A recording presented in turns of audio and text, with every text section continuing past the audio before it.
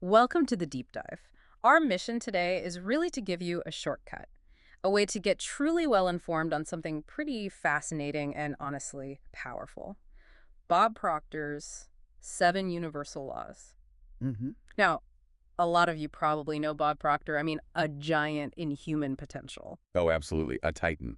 But what he did with these laws, it was quite remarkable, wasn't it? It really was. He didn't like invent them or anything. He always said he revealed He them. revealed them. Yeah, like pulling these timeless ideas out into the open and showing how they really line up with the energetic structure of the universe itself. Okay, so it's like he found the instruction manual. Pretty much. The ultimate user manual for, well, for conscious creation. Yeah. That's how we saw. A user manual. I like that. And Bob believed that, understanding these laws, but more than that, actually living in harmony with them. That was the key. That held the real secrets to wealth, health, love, success, all of it. Right. These weren't just spiritual uptheres for him. He talked about them as the energetic mechanics of manifestation. Energetic mechanics. Unpack that a bit. What do you mean by that? Well, he meant there's a definite how-to, a predictable blueprint, almost. A set of invisible forces governing how our thoughts, our feelings, turn into our reality. Like physics, but for manifestation. Kind of, yeah. Yeah. Just like gravity works, whether you believe in it or not, these laws are always operating. Think of them maybe as a blueprint for the cosmos and portals, really, into your own creative power. That's a great way to put it. Yeah. Portals. And you're about to find out how getting a real grasp on these invisible laws and applying them can genuinely transform your life. Helping you stop just, reacting to everything that happens. Then start actively shaping it, moving from reaction to creation. Okay, so if the universe is like a user manual, where do we start reading? Bob Proctor always seemed to begin with energy itself, didn't he? How it operates. He did. That was foundational. So we're going to dive into each of these seven laws now. We'll look at how you can actually use them, some surprising ideas maybe, and even how they connect to things like neuroscience and quantum physics. Yeah, there's some fascinating overlaps there. Let's kick things off with the first one, the law of perpetual transmutation of energy. Sounds complex, but what's the core idea? Well, Bob put it really simply.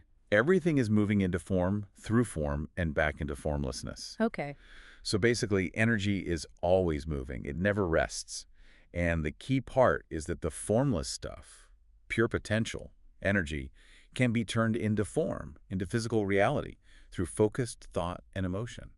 That Yeah, idea, wow, that formless energy is constantly shifting into physical stuff based on our thoughts and feelings. It's huge. it is. And Bob really hammered this home. Your desires, even though you can't see them, they have real energetic substance. So they're not just wishes. Now, they're frequencies. Yeah. And when you hold them with focused thought and you really charge them up with feeling, Bob said they have to express themselves physically. It's a law. Here's something subtle, right? It's not only your conscious desires doing this transmutation dance. Good point. Your unexamined fears, your doubts, that feeling of, I can't, those are also perpetually transmuting into your reality. Absolutely. They demand the same kind of conscious attention or redirection as your biggest dreams. You're always creating, whether you realize it or not. And the connection to the brain you mentioned. Yeah, it's incredible. We know about neuroplasticity now, right? Our Yeah. brains physically change based on our experiences, our thoughts, our focus. Right, they rewire themselves. So Bob was suggesting way back that our focused emotional thoughts aren't just random mental blips. They are experiences that literally alter our neural pathways. So the brain itself becomes a transmuter. Exactly. It's Ah. physically translating mental energy into its own structure, which then affects how we perceive and interact with the world. It's not just woo-woo. There's a parallel in brain science. Okay, that's mind-bending. If energy's always shifting like that, how do we, gauge where we are? How do we measure anything? That brings us neatly to the next law, the law of relativity. Relativity, so things only have meaning in comparison. Precisely. Bob would always remind us, nothing is big or small, good or bad, easy or hard, except by comparison. Your challenges, your bank account, your progress. It all gets its meaning from what you compare it to. That sounds simple, but it feels really profound in practice. It is. And this law, it really opens the door to a deeper kind of gratitude and empowerment. How so? Well, Bob often said, if you're feeling less than or behind, consciously choose your comparison. Compare downwards, not always upwards. Compare downwards, meaning think about people who have less. Yes. Somewhere, someone would see your current situation as their dream life. but it's not about feeling smug. The real insight is that by consciously shifting that frame of comparison, You change your feeling state. instantly, you dismantle those psychological walls of envy or feeling limited, you open up space for gratitude, and suddenly you might see opportunities for growth that were invisible before. So your experience literally becomes what you choose to compare it to. In a very real sense, yes. Yeah. You construct the meaning. That's a powerful mental tool. But, the world is constantly pushing us to compare upwards, isn't it? Social media, advertising. Oh, definitely. It takes conscious effort. So what practical steps did Bob suggest to make that comparing down, or maybe better, comparing appropriately, a real habit? He was big on active practice. Gratitude journaling was one key thing. Writing it down. Yes. Write down, say, 3 things you usually take for granted that someone else would absolutely cherish. And crucially, he said, stop measuring your worth by external stuff. Like job titles or bank balances? Exactly. The only truly valid comparison, he argued, is with your past self. Are you growing? Are you expanding? Celebrate that. Okay, so our perception is relative. How does that perception then, actually create things? This feels like where vibration and attraction come in. Yes, they're a core pair in Bob's teaching. Foundational. He famously said, everything vibrates, nothing rests. That's the law of vibration. Everything is moving energetically. Everything. Your thoughts, your feelings, the chair you're sitting on, it's all just energy vibrating at different frequencies. And your dominant thoughts and emotions create your personal frequency. And then the law of attraction kicks in. Right. The law of attraction simply responds to that frequency. It brings you circumstances, people, ideas that match your vibration. So the crucial point he always made, you don't attract what you want. No. You attract what you are, what you are vibrating. It's like tuning a radio. You have to be on the station to hear the music. It's non-negotiable, a universal principle. And the key to changing your vibration, he said, was Feeling. Feeling is the secret. Your emotional state is your point of attraction.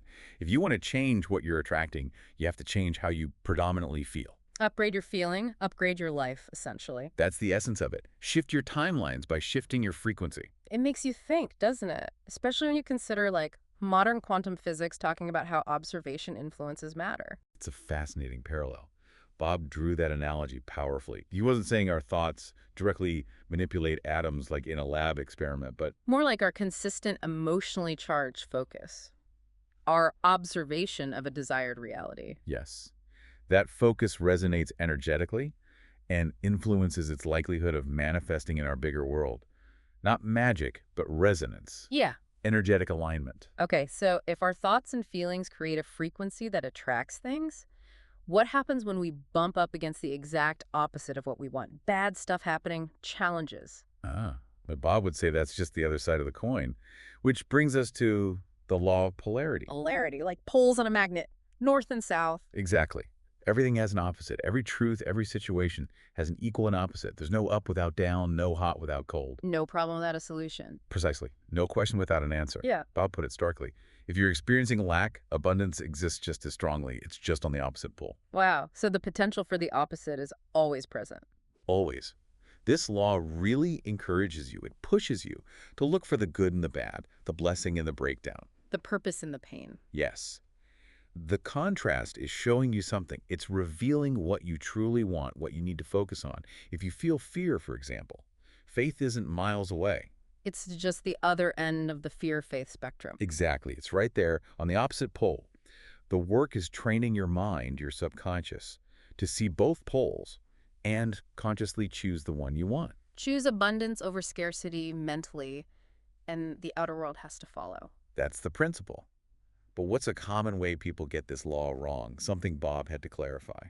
Good question. Maybe thinking things are just inherently good or bad. That's a big one. Bob would say, no, it's not about moral judgment. It's simply opposite ends of the same thing. Fear isn't bad. It's just the absence of faith. And it acts like a signpost, showing you where you could cultivate faith. So every challenge holds the seed of its own solution embedded right within it. You got it. It's inherent in the structure of reality according to this law. Okay, that flows really nicely into the next one, doesn't it? The law of rhythm. Everything flows, out and in. Everything has its tides. Ebbs and flows. All things rise and fall. The pendulum swing manifests in everything. Bob reminded us that highs and lows are just part of the dance of life. But rhythm doesn't mean just being tossed around randomly, right? It's not chaos. No, not at all.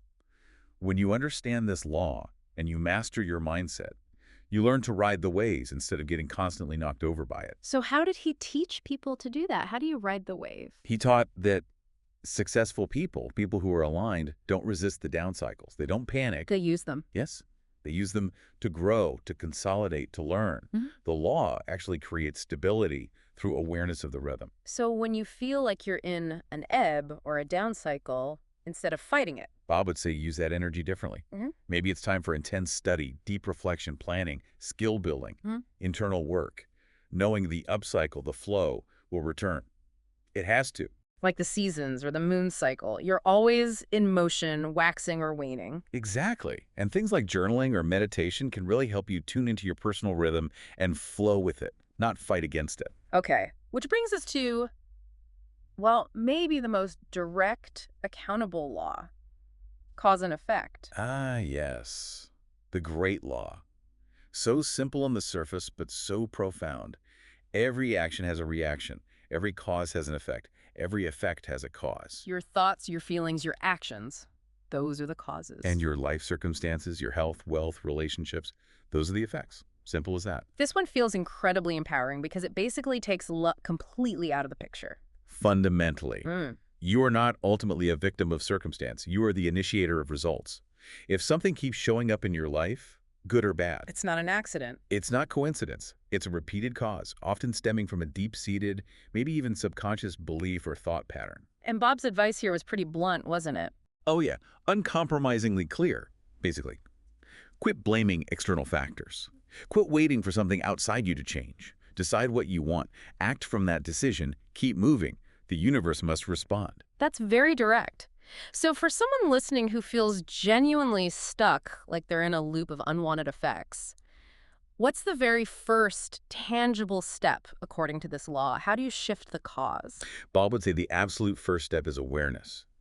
You have to identify the repeated thought or the core belief that's acting as that hidden subconscious cause. What's the pattern? See it clearly first. You have to see it. Then you can consciously choose a new thought, a new belief, decide on a new internal cause, and consistently think, feel, and act from that new place. It Yeah. always starts within.